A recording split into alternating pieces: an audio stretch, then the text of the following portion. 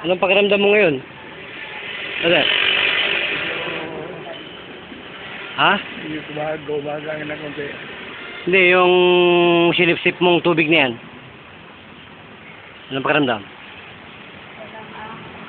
Ganun din. Ha? Ganun din. Anong ganun din? Nakakain nga pa rin ako. Oo nga, ibig sabihin, mas maluwag. Malula. Aling magandang binigay na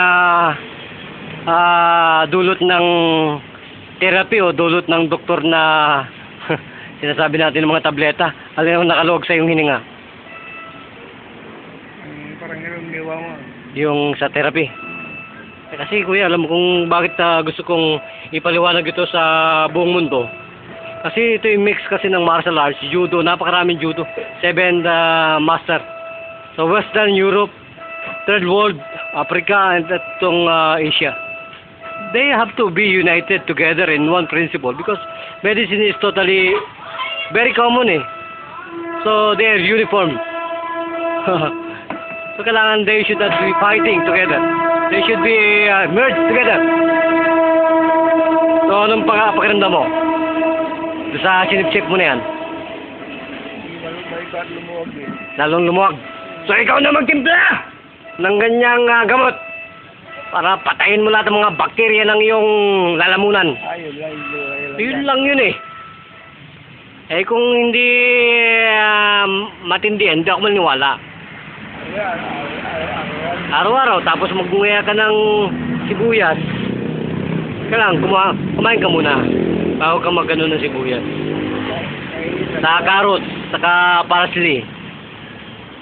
Konting bawang, medyo lutuin mo, parang salad mo lang. Oh, nasa media ka eh. Kumuha nito, ano yan?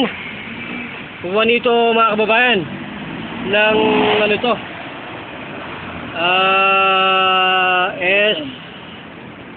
BS, DWRS, Commando. Ano, Commando ka, mga kababayan. Wala, dili ba? Kundi dito si Brother Juanito Perenial.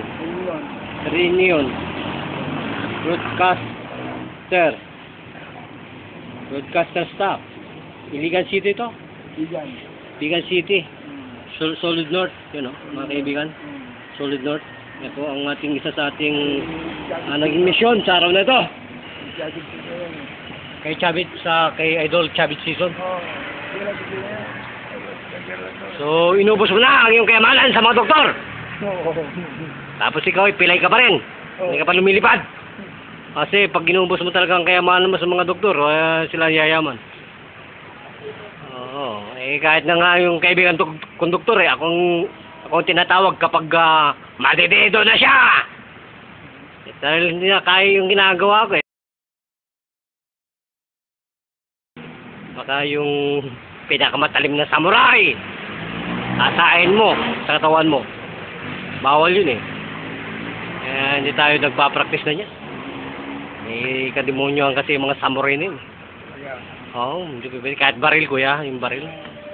May iba kasing mga albularyo na talagang demonyo ang dating, no? Kahit na tantarin mo sila ng balas, totoo, nakita ko eh. Eh, yung mga general na naging general sa Mindanao, ha? Live sa radyo?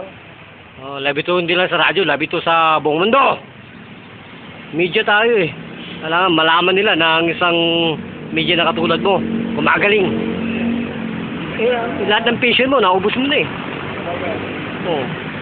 Wala, kagamutan kasi sa Western. Support lang yun eh. Kaya sinasabi ko nga diabetes, kung hindi ka naman isang napakatalinong doktor. Alam mo naman ang ibig sabihin ng diabetes, kung paano magagamot ng diabetes.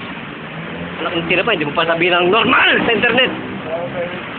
Ang puta na eh, kung ako Diyos ko, ako ang gagawin mong diabetic, kung magsasaka ko ng insulin sa sarili ko, hindi na pwede. Bakit? Nag-aaral ako ng judo, pinakabugbog ko ng aking komandong master, tapos magsasaksak ako ng sasaktan ko ang sarili ko, hindi na. Kayo na lang. Kaya nag-aaral ako kayo dito para makatulong sa sambayan ng Pilipinas at ipakita kung bakit nagsarado ang North Korea. Alam kung bakit nagsarado ang North Korea? Ayaw nila ng mga chemicals eh. Eh, isang master namin, taga North Korea. Oh, kaya. Kaya ngayon, nakakilala ka na ng isang katulad mo ng media na nag-mission sa bayan. Libre. Eh, tinalo pa natin si Jose Rizal. Kapag medyo gumana ng trabaho, pumunta kita sa... Ay, hindi lang yan, dahil baka araw-araw kitang pupuntahan dito. Saka yung mga gamot mo, ililibre kita. Ako lang bahala nun. Don't be worry. Ang kailangan ko lang, isang katulad mo, makabalik ka sa media, makakabalik ka sa iyong mga kumpare, sa lahat, sa mga kaibigan mo sa media, politiko, mga polisiya, bumalik ka doon. Balikan ang mga doktor mo! Sasabihin mo na pinagaling ka ni Brother Jun. Isang lumilipad na black belter. Ewan ko kung lumilipad pa ako ngayon. Siguro hindi na. Nabali na ang aking mga katawan eh. Kasi hindi kilala ka yan. Sa hising namin nung araw sa judo eh. Bali-bali ang style nila eh. Bubugbugin ka talaga. Tatanggalan ka pa ng hininga. Eh hindi ka pwede maging doktor sa kanila kung hindi ka halos mamatay eh. Anong kanilang style. Kaya pag graduate ka dito, bading ka! Hindi ka na magalit. Kahit na gagawin ka pa ng mga pulisya o military. Para walang away, maging bading ka na lang. Diba kuya? Na magasi ka ng mabuti sa kung saan man may mga siraulo. Bakit may mga siraulo? Sabi ko sa'yo kuya, para wala kang kalaban, wala kang kaibigan. Sinong kakawin wala kang kaibigan. Kung sila magtarantado sa kanilang sarili, bahala sila. Sa Lord na lang sila sa Lord na lang sila maghilamos. Ano masabi mo sa Panginoon? Buhay, brother. Buhay. Hallelujah. Live pa rin po tayo dito sa lingkod ng bayan ni Brother Tony Falcon. Kaysa sa mga mahihirap na nawawala ng pag-asang mabuhay sa kanilang mga karamdaman. Ngayon po, pinagtatagumpayan natin ito sa programa ng Lingkod Bayan. Live po yan, MWF sa DWED 1098 kHz AM band. Yan po, nagpapalam po kami ni Brother Juanito Pereñon, isa pong dating broadcaster ng SBS Solid North Broadcasting System. Ay, sabit ka na. David season pa to, mga idol ko pa to mga matindi. Mga kasama ni Idol Pacquiao pala to. Oo. Nakantira pa. Okay. Thank you Lord, thank you hallelujah. Arigato, Master Corazon, isa lang pong kapatiran natin sa media ang natulungan natin. Live, dito po sa ano pong garito? San Andres Bukid. Ano pong street ito? Matista Street po, Mabayan. Kilala kang media din dito, yung kasama mo pag may meeting kayo. Ay, ano? Ano? Anong pangalan? Ano po pala yung media na yun? Isa, kilala mo. Anong Ako sa KBC. ABB siya? KBC. KBB. Kapisana ng mga broadcaster sa Pilipinas. KBB. Ano pong pangalan niya? Saka ano, sumakay ka sa kutsin niya. Oo, narinig. Barangay chairman ba yun? Barangay chairman siya. Barangay chairman yan?